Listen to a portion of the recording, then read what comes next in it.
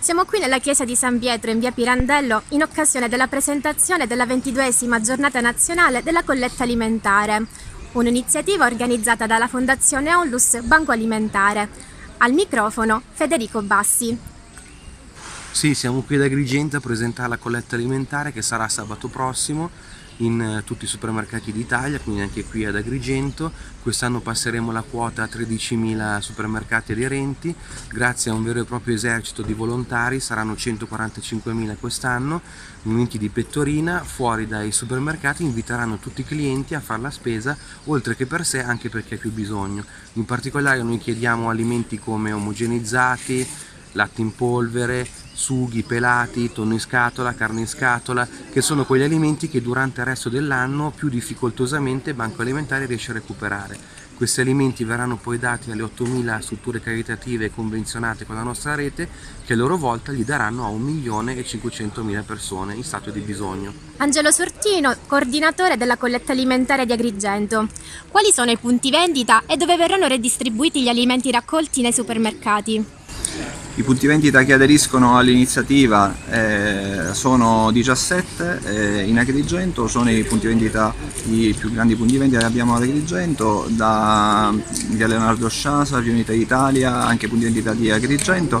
Quello che verrà raccolto verrà subito poi ridistribuito nell'arco di 10-15 giorni agli enti convenzionati con il Banco Alimentare, che sono Mezza della Solidarietà, parrocchie, centri di aiuto alla vita, case di accoglienza. La sua presenza qui è per ragioni istituzionali o altro?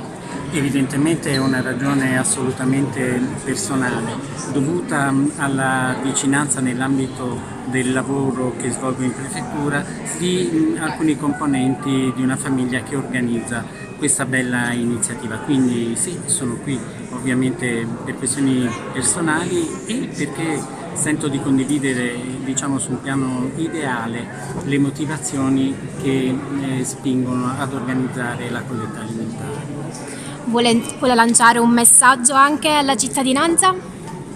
Credo che sia un'iniziativa che valga la pena seguire perché si rivolge anche a molte persone di questa città che purtroppo in questo momento storico si trovano in condizioni di bisogno.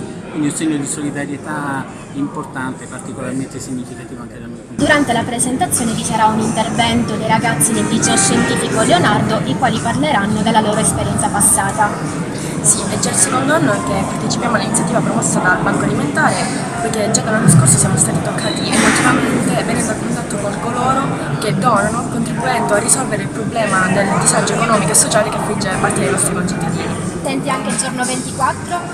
Sì, saremo presenti il giorno 24, che è la 22esima giornata nazionale della colletta alimentare, infatti vi veniamo a partecipare in tutti i supermercati d'Italia.